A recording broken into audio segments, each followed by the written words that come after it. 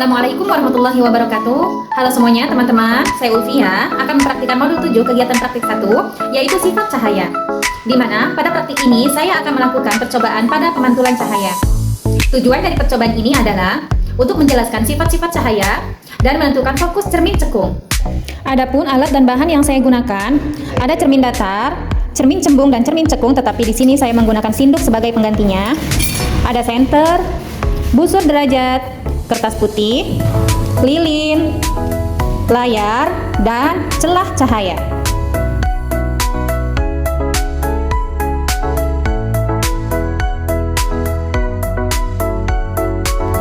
Untuk percobaan pertama adalah pemantulan cahaya pada cermin datar. Langkah pertama yaitu saya melakukan percobaan pemantulan cahaya tanpa cermin datar. Saya menggunakan sisir sebagai celah cahaya. Kemudian saya menyalakan senter.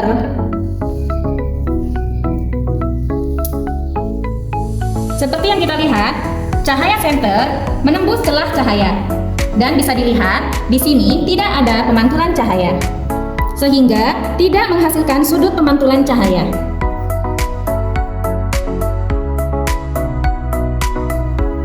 Langkah kedua, saya akan melakukan percobaan di mana senter, celah cahaya, dan cermin pada posisi yang sejajar.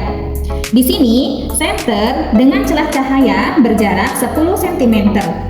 Dan dari jarak celah cahaya ke cermin berjarak 15 cm.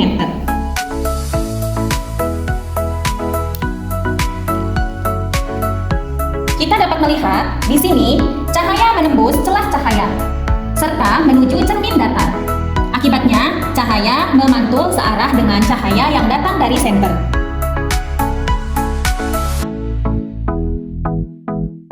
Sekarang, saya akan melakukan percobaan dengan busur derajat.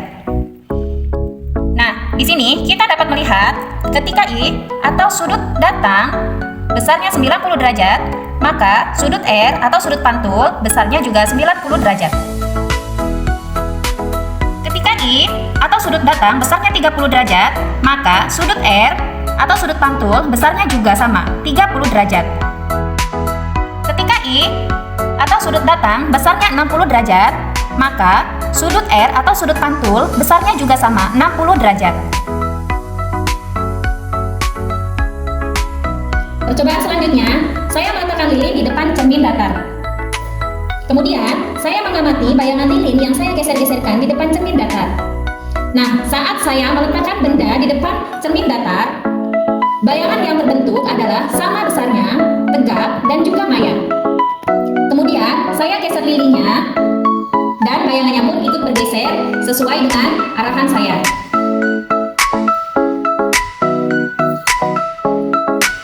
Ketika saya dekatkan, bayangannya pun ikut mendekat. Ketika saya jauhkan, bayangannya juga ikut menjauh. Kemudian, saya ukur dengan penggaris jarak cermin datar dengan lilin sama dengan jarak antara bayangan dan cermin. Kemudian, saya ukur dengan penggaris. Jarak cermin datar dengan lilin sama dengan jarak antara bayangan dan cermin. Di sini, jarak lilin dengan cermin datar adalah 10 cm.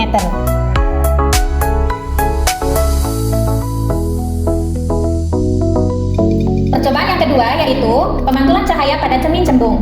Kita dapat lihat, sebelum saya menggunakan cermin cembung, tidak terlihat atau tidak ada tanda berkas cahaya. Kemudian, saya gunakan cermin cembung. Di sini, saya menggunakan belakang sinduk sebagai cermin cembung. Tidak terlihat adanya berkas cahaya. Dapat lihat, tidak ada berkas cahaya. Kemudian, saya rubah posisi layar mendekati arah cahaya.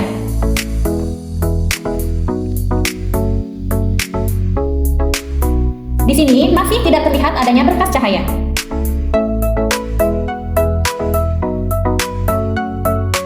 Karena sifat dari cermin cembung adalah menyebarkan pantulan cahaya.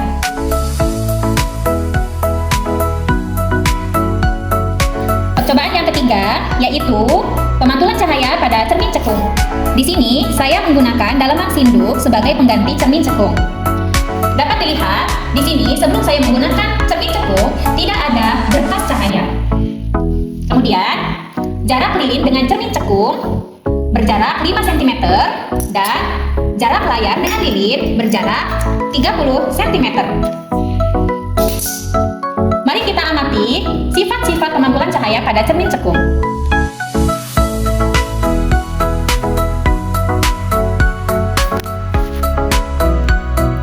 Sifat bayangan yang dibentuk oleh cermin cekung. Bayangan bersifat nyata, yaitu dapat ditangkap pada layar. Bayangan terbalik dibandingkan dengan benda aslinya. Jika benda terlalu dekat,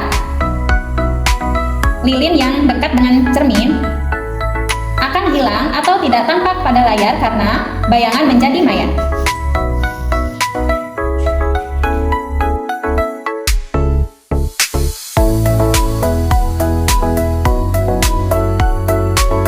Kesimpulannya adalah 1. Cahaya dapat dipantulkan dan mengikuti hukum sudut datang, yaitu sudut pantul. 2. Cermin datar menghasilkan bayangan maya tegak sama besar. 3. Cermin cembung menyebarkan cahaya sehingga bayangannya tidak tertangkap layar. 4. Cermin cekung dapat membentuk bayangan nyata atau maya tergantung jarak benda. Demikian praktikum IPA dari saya. Terima kasih. Wassalamualaikum warahmatullahi wabarakatuh.